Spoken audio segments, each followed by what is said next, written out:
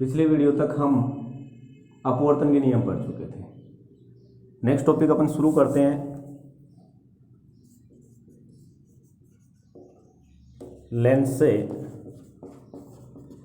संबंधित परिभाषाएं।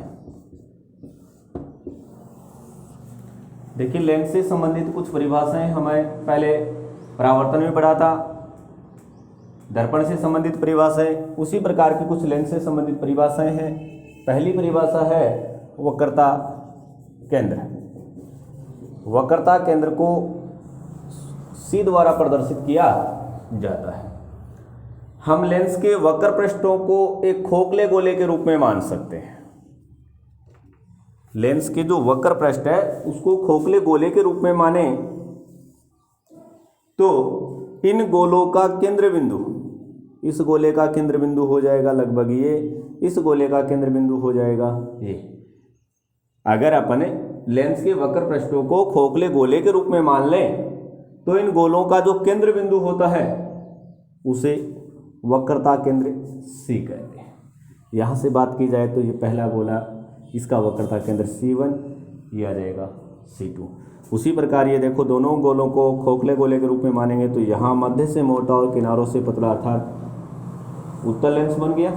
इसी को दूसरे अवतल लेंस के रूप में मानेंगे तो ये खोखला गोला ये रहा और एक खोखला गोला और बना लेते हैं, ये लो। इन दोनों का केंद्र बिंदु यहाँ से देखें तो यहाँ मैं इस लाइन को मिला देता हूँ। अब ध्यान से अपन देखेंगे तो देखो, मध्य से पतला किनारों से मोटा अवतल दर्पण बन गया। यहाँ इसका हो जाएगा इस लेंस मतलब अवतल दर्पण के लिए C1 हो जाएगा और ये दूसरे गोले के लिए C2। ये आ गया वक्रता केंद्र। दोबारा परिभाषा रिपीट करके बोल रहे हैं, लेंस के वक्र पृष्ठों को खोखले गोले के रूप में माने तो उन गोलों का केंद्र बिंदु लेंस के लिए वक्रता केंद्र कहलाता है, जिसे C द्वारा प्रदर्शित किया जाता है। दूसरी परिभाषा नंबर 2, वक्रता त्रिज्या। वक्रता त्रिज्या को कैपिटल R द्वारा प्रदर्शित किया जाता है। यहाँ से अपने पास खोखले गोले के रूप में लेंस था, C था। लेंस के वक्र पृष्ठों की त्रिज्याएं इसी चित्र में बता देता हूँ मैं। लेंस का ये केंद्र वक्रता केंद्र हो गया। लेंस के वक्र पृष्ठ की त्रिज्या यहाँ से लेकर यहाँ तक की ये त्रिज्या, ये कहलाती है R, अर्थात वक्रता त्रिज्या। नेक्स्ट तीसरी परिभाषा। तीसरी परिभाषा है मुख्य अक्ष। मुख्य अक्ष। मुख्य अक्ष की परिभाषा होती है लेंस के वक्रता केंद्रों से, इसी चित्र में मैं फिर मुख्य अक्ष बना रहा हूँ। लेंस के ये वक्रता केंद्र, पहला लेंस के लिए C1, ये C2, इससे निकलने वाली ये सरल रेखा, इससे निकलने वाली ये सरल रेखा, ये अवतल के लिए हो गया, ये उत्तल के लिए हो गया। ये जो रेखा निकल रही है जो दोनों के मुख्य वक्रता केंद्रों से निकल रही है, इसको बोलते हैं मुख्य अक्ष। ये वक्रता त्रिज्या। अब तक 3 परिभाषाएं कंप्लीट हो चुकी हैं। चौथी परिभाषा है प्रकाशिक केंद्र। प्रकाशिक केंद्र। प्रकाशिक केंद्र को O द्वारा प्रदर्शित किया जाता है। प्रकाशिक केंद्र की परिभाषा देखिए, इस चित्र को मैं यहाँ ले आऊँ। ये आपका उत्तल, ये अवतल, ये इसका सेंटर बिंदु हो जाएगा क्योंकि लेंस से दोनों तरफ आएगा। बात करें अपन प्रकाशिक केंद्र की तो लेंस के मुख्य अक्ष पर स्थित वह बिंदु, लेंस का मुख्य अक्ष, ये इसका मुख्य अक्ष रहा, ये इसका मुख्य अक्ष रहा। लेंस के मुख्य अक्ष पर स्थित वह बिंदु जहां से प्रकाश की किरण सीधी निकल जाती है। यहां से प्रकाश की किरण हमेशा सीधी निकलती है। इस चित्र में देखें तो ये यहां से निकल गया, ये बिंदु यहाँ जो प्राप्त हो रहा है वो प्राप्त हो रहा है आपको O, अर्थात प्रकाशिक केंद्र। परिभाषा दोबारा रिपीट करके बता रहे हैं, मुख्य लेंस के मुख्य अक्ष पर स्थित वह बिंदु जहाँ से प्रकाश की किरण हमेशा सीधी निकलती है उसे प्रकाशिक केंद्र O कहते हैं। नेक्स्ट परिभाषा 5 नंबर, मुख्य फोकस। मुख्य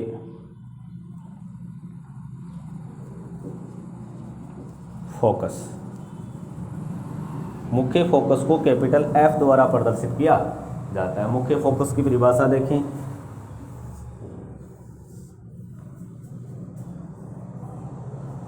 ये इसका मुख्य अक्ष हो गया। हमें मुख्य फोकस की परिभाषा देनी है। फोकस हमेशा लेंस के दोनों तरफ पाए जाते हैं, चाहे वो अवतल है चाहे वो उत्तल है। यहाँ से इसका बनाए तो ये देखिए यहाँ F आ गया, यहाँ F1 माने क्योंकि ये C1 लिया था तो यहाँ से दूरी F1 हो जाएगी और ये F2, ये 2F1 और ये 2F1 और ये 2F2, क्योंकि F2 है इसलिए 2F2 लेंगे।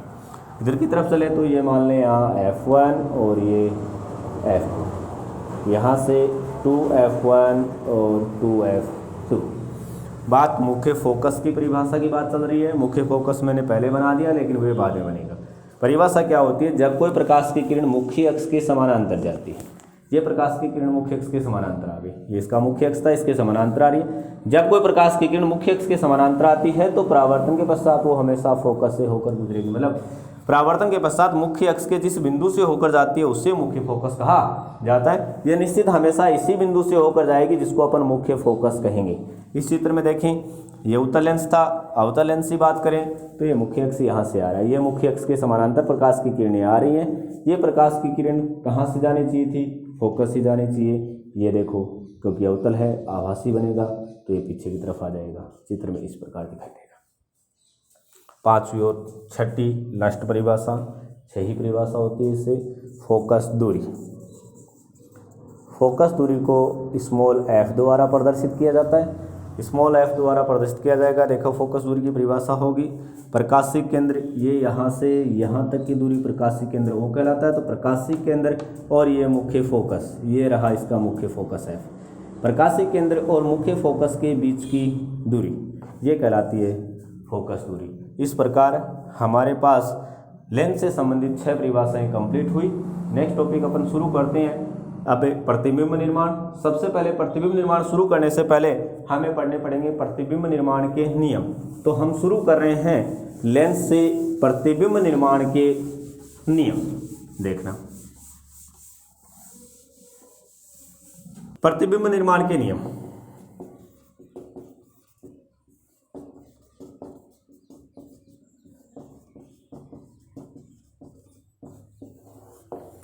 देखिए अवतल और उत्तल से प्रतिबिंब निर्माण के समान नियम होते हैं। 3 नियम है। पहला नियम है, देखिए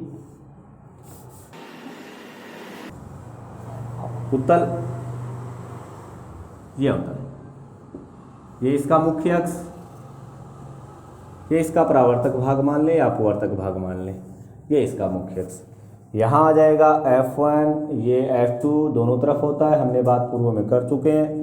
ये 2F1, यहाँ से बात की जाए तो ये F1, ये F2। बात कर लें पर से। नियम नंबर 1, पहला नियम, जब कोई प्रकाश की किरण मुख्य अक्ष के समानांतर आती है, ये प्रकाश की किरण मुख्य अक्ष के समानांतर आती है तो वह हमेशा मुख्य फोकस से होकर गुजरेगी। ये नियम नंबर 1। अवतल दर्पण से बात की, अवतल लेंस से बात की जाए तो मुख्य अक्ष के समानांतर आने वाली प्रकाश की किरणें, मुख्य अक्ष के समानांतर आने वाली प्रकाश की किरणें हमेशा किससे जानी चाहिए? फोकस से जानी चाहिए, क्योंकि अवतल से आभासी बनता है। तो ये लो आभासी, ये फोकस से होकर गुजर गई। नियम नंबर 1 कंप्लीट। वही है, मुख्य अक्ष के समानांतर जाएगी तो हमेशा फोकस से होकर जाएगी। अवतल से देखिए, अवतल से वही है, मुख्य अक्ष के समानांतर जा रही है तो वो फोकस से होकर ही जा रही है, लेकिन अवतल से आभासी चित्र बनेगा, इसलिए हम पीछे की तरफ आभासी दिखाएंगे। नियम नंबर 2, अवतल, उत्तल, ये इसका मुख्य अक्ष, ये अवतल लेंस और ये इसका मुख्य अक्ष। ये इसका F1 मान लेते हैं, ये F2 मान लें, ये F1 और ये F2। नियम नंबर 2, पर जब कोई प्रकाश की किरण मुख्य फोकस से होकर आती है, ये कोई प्रकाश की किरण मुख्य फोकस से होकर आ रही है तो अपवर्तन के पश्चात ये मुख्य अक्ष के समानांतर हो जाएगी। जब कोई प्रकाश की किरण मुख्य फोकस से होकर आती है तो अपवर्तन के पश्चात यहाँ अपवर्तन होगा और ये मुख्य अक्ष के समानांतर हो जाएगी। ये उत्तल लेंस से है। अवतल लेंस से देखिए, जब कोई प्रकाश की किरण फोकस से होकर आ रही है, कहाँ से होकर आ रही है? फोकस से होकर, तो ये मान लो मैं फोकस से होकर प्रकाश की किरण आ रही है,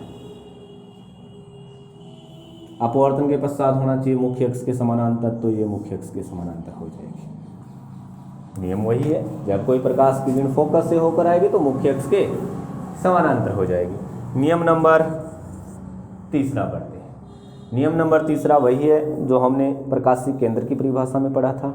ये आपका मुख्य अक्ष अवतल से, उत्तल से और ये अवतल से मुख्य अक्ष, ये था आपका ओ, हमने पूर्व परिभाषा में पढ़ा था प्रकाशिक केंद्र की।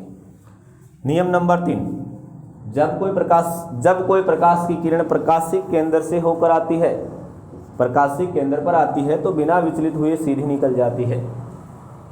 दोबारा रिपीट करके, जब कोई प्रकाश की किरण प्रकाशिक केंद्र ओ पर आती है तो बिना विचलित हुए सीधी निकले जाती है। ये नियम नंबर 3 है। ये अवतल से हो जाएगा, थोड़ी सी टेढ़ी होगी, ये अवतल से और ये उत्तल से।